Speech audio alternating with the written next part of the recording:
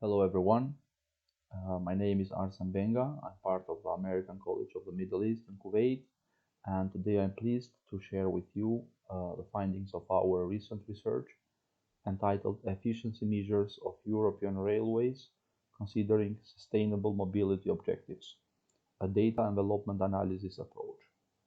This work is elaborated in collaboration with Mr. Manuel Arana Jimenez from the University of Cadiz, with Maria Jesus Delgado Rodriguez from the University Rey Juan Carlos and Sonia de Lucas Santos from Autonomous University of Madrid.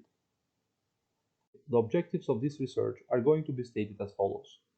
At first, we aim to evaluate the progress of the European railway sector in different dimensions of sustainable development through frontier analysis methodologies in order to identify the best practices and to estimate the potential input-output adjustment of the non-efficient companies.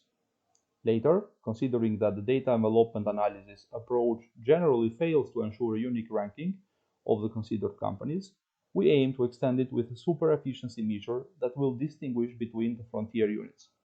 The data indicators used in this study are obtained from the database of the International Union of Railways and cover the period 2011-2019 for 14 major rail companies that are operating in Europe, are involved in the sustainability commitment, have consistent figures, and that provide both passenger and freight services. The sustainable mobility targets of European railways on energy efficiency, climate protection, and exhaust emissions are mapped in our model by using as inputs the energy consumption and as outputs the greenhouse gas emissions, the particulate matter, and the nitrogen oxides emissions. For more, we capture the economic dimension of the railway activity by including as outputs the passenger turnover and the freight turnover. The inefficiency model, which is given on the left-hand side panel of this slide, is going to be used in order to evaluate all the companies included in our dataset. A score equal to 0 means that the company has an inefficiency of 0, and any other score indicates a certain level of inefficiency.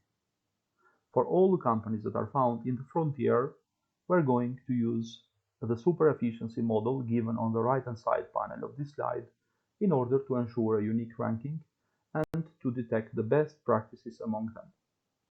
The results of the proposed inefficiency model are presented in the following table. As expected, the number of efficient companies is relatively high, reaching up to 9 in 2014. Meanwhile, only 6 rail companies marked in green have been efficient during the considered time span. The rest of the units are following different inefficiency patterns. Excluding the final year of the sample, for the rest of the time span, the average sustainability inefficiency improved constantly from 27.7% in 2011 to 23.3% in 2018.